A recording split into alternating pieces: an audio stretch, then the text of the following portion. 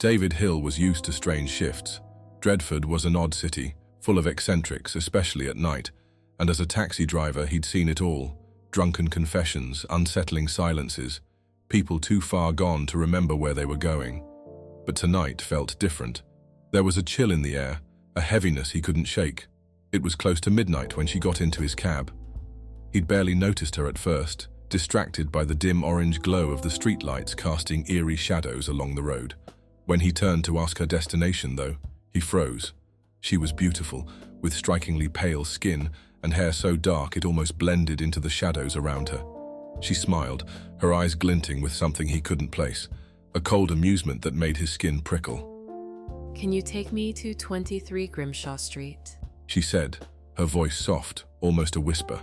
David nodded, trying to ignore the unsettling sensation crawling up his spine, and pulled the taxi into gear. As they drove, he caught glimpses of her in the rearview mirror, her gaze fixed intently on him. He tried to focus on the road, but her stare was unrelenting. "You don't remember, do you?" She murmured, her voice barely audible over the hum of the engine. Remember what? He asked, though he instantly regretted it.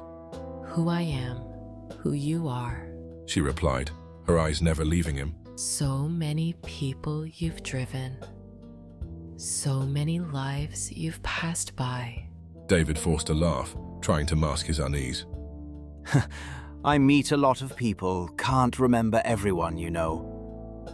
She didn't respond, but a faint, knowing smile played at her lips.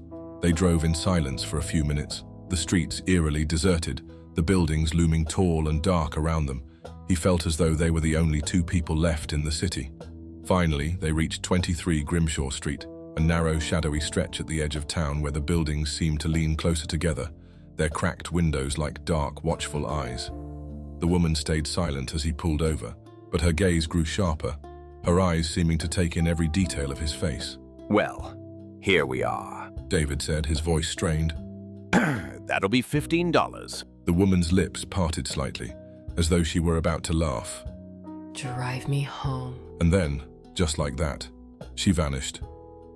One moment she was there, seated in the back of his cab, and the next she was gone, leaving only a faint, icy chill where she had been.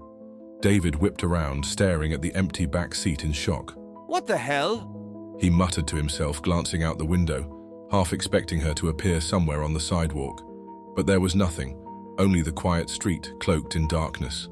Shaken, he started the engine, wondering if he'd imagined the entire encounter.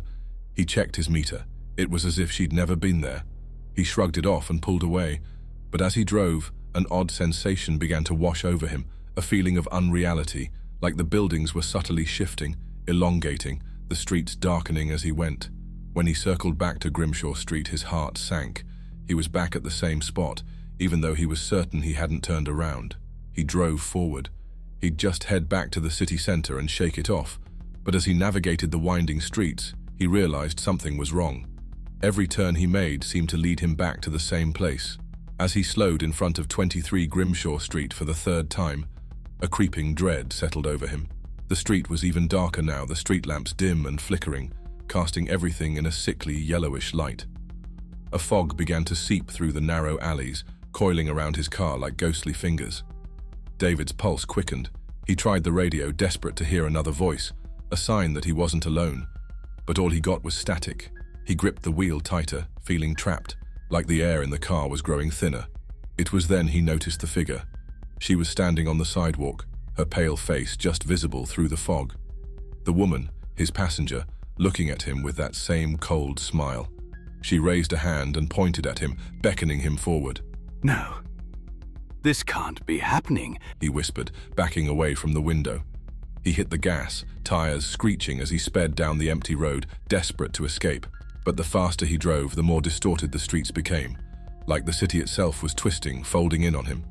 He could feel something pressing against his mind, an ancient, hollow presence whispering at his thoughts.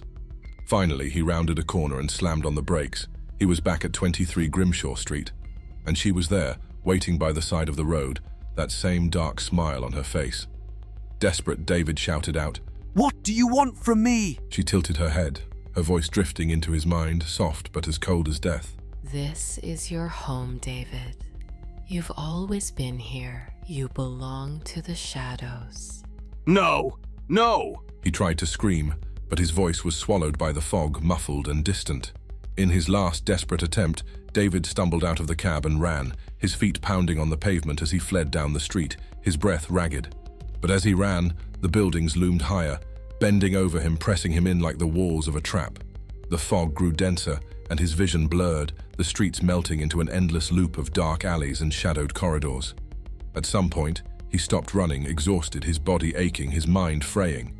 He collapsed onto the curb, staring blankly ahead, his memories slipping like sand through his fingers.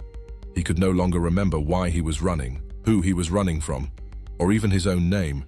All he knew was the darkness, the silent streets, and the endless, foggy night. A cab rolled slowly down the street, its headlights piercing the fog. A woman waited by the curb, her face shrouded in shadows. The driver, his face blank and hollow, pulled up beside her. She smiled and stepped in.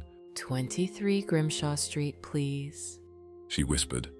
The driver nodded, his eyes empty, his mind erased, and the cab pulled into the endless loop of dark streets, carrying them both deeper into the heart of Dreadford, where night never ended, and the city itself was a trap that fed on forgotten souls.